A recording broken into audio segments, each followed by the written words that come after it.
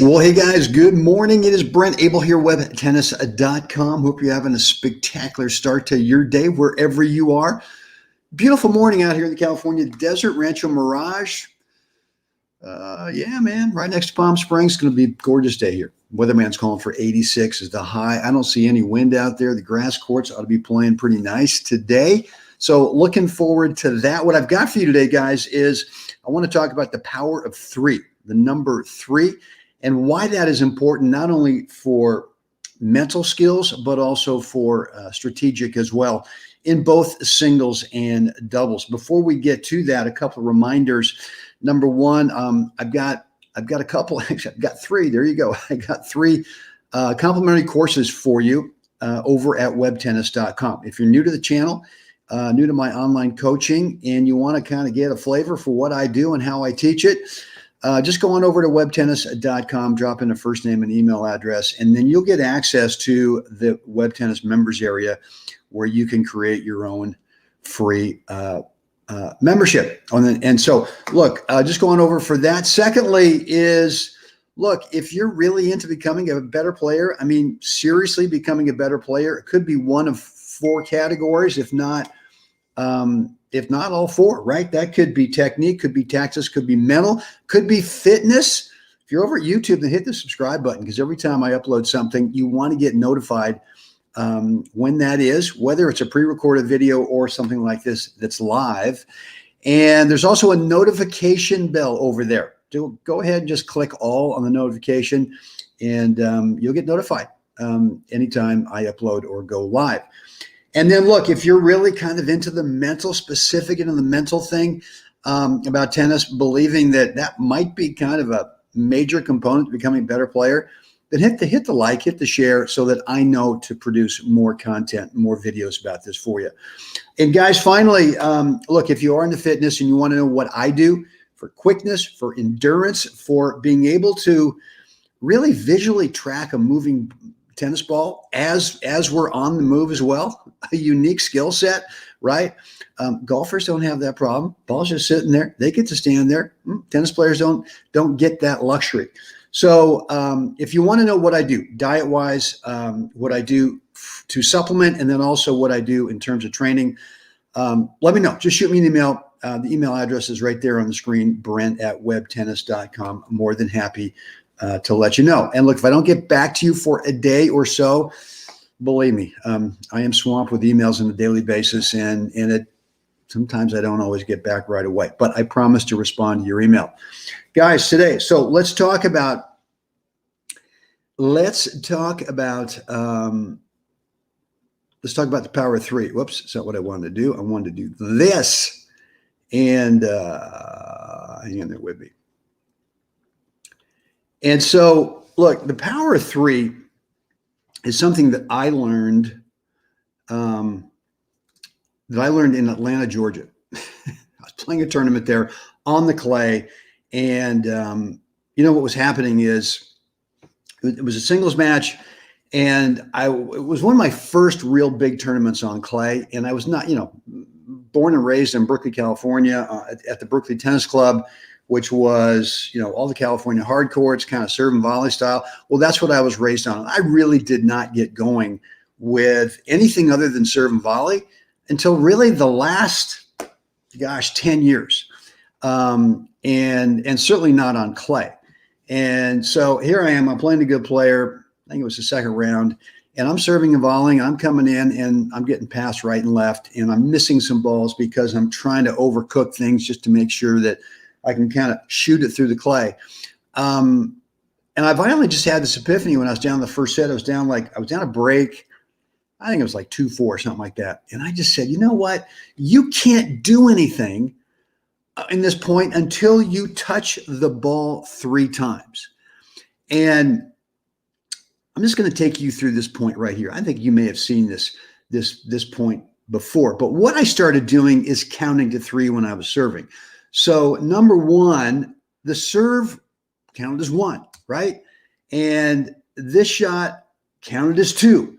And look, I can actually back this up. And the return, and before I was counting to 3, look at where this return lands. I mean, this thing's inside the service line. If this is not the juiciest approach out opportunity of all time, I don't know what is. But I just had this inkling, or had this epiphany. You know what? I'm gonna touch the ball 3 times. There's number 2. Here comes number 3. I don't need to go spectacular with number 3. All I can do is just slide the thing back, right? And now I'm just sort of into the point, right? I'm mentally into the point. I'm comfortably into the point. I've got my 3 touches, and now I'm just going to take it from there. And so this is actually a 5-touch point, right? So look, here are the things to be thinking about. Is number 1 is you want to find, well, first of all, next time you go out there, I want you to drill this.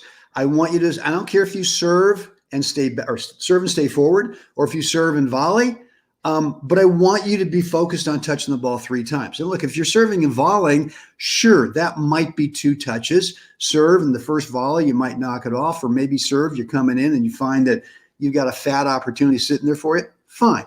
But in terms of trying to get comfortable with doing 2 things, number 1, let's go for 3 touches in each point, so that you do a couple things. Number 1, you discover what is your, in fact, let me back this up. You discover what is your natural power source, that you can get a threshold. You can find the top of that power source where you're consistent, right? I mean, we can all sit there and just take a ball like this and unload, but how often are we going to be able to make that thing where it doesn't come back? Yeah, you're going to do it maybe once out of 12 or 15 times, right? But that's not a great strategy. So you want to discover with these first 3 touches, what's your natural, unique to you power threshold that you can have a really high consistency, all right? That's number 1. The next thing you're going to discover is that you'll start to play smart shots, right? You'll start to go, well, God, I don't really need to top this ball. The ball's down low. Why can't I just slide it and throw it back and stay neutral, right? And then the third thing you're going to start to realize here is that, you know what? It's okay to stay in the point. You're going to get that Dick Johnson thing, which is I'm going to hit a quality shot. Dick Johnson never overcooked a forehand, a backhand, an approach, a volley, an overhead, a serve, a return. Never, ever overcooked it. But he knew what his threshold was, right?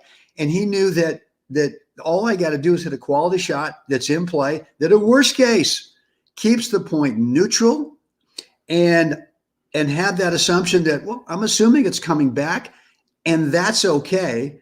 And oh, by the way, we'll just take it from there. Whatever the guy does, we'll just take it from there. So the power 3 is a drill that you're going to start doing. And I want you to touch, even in doubles, serve, transition, volley. There's 3 balls right there. If you can make those 3, I think what you're going to discover is that you're going to win a ton of points without ever having to hit a winner, without ever having to, ESPN, 11 p.m., top 10 high, shots of the day. You're going to, I mean, I'm telling you, in the last 10 years, well, I don't have the data, so I can't prove it, but I think I win way more points now because the ball does not come back from my opponent, meaning that they actually touch it, but it doesn't come back in the court. Now, I'm not saying that happens in every point, right? Obviously not, but I'm winning more points. I should say I'm hitting fewer. I'm winning fewer points, hitting outright winners. So if you really want to up your winning percentage, that's got to be part of your strategy, is being able to feel comfortable staying in the point and allowing your opponent to participate in you winning points, and you winning games, and you winning sets, and you winning matches, and what the heck, you winning tournaments. So there you have it. There you have it. I hope this makes sense today. Guys, finally, look, if you've got any questions, just go ahead and just, any questions, any remarks, comments, just put them in the comments area. As always, I promise to respond to them. I love to see what's on your mind. And just a quick reminder, if you want to know what I'm doing for quickness, for endurance and visual ball tracking training. For me, it's all about diet and supplements. It just is. I mean, anyone thinks they can carry around an extra 10 plus pounds in the court and be able to be as quick as you could in terms of being able to get the right spacing, the right contact point. You're living in a dream world. It's just not possible. If you want to know what I do, just shoot me an email, brent@webtennis.com. More than happy to get back to you and let you know what that is. Guys, with that said, the power of three, come on, get out there today or the next time you're on the court and think about this, and you're going to discover what's your power threshold. How much power can you actually bring to where you are consistent, right? And then the next thing is you're going to discover that, you know what? I'm okay staying in the point. I don't need to get out of the point. As Jeff Jacklich says, don't need to look for the exit, right? Just always assume it's going to come back, and that's going to be okay, and you'll take it from there. All right, guys. Get out there today. Oh boy, I can't wait. Get out there today. Help someone else have a spectacular day. Guys, I will see you again tomorrow.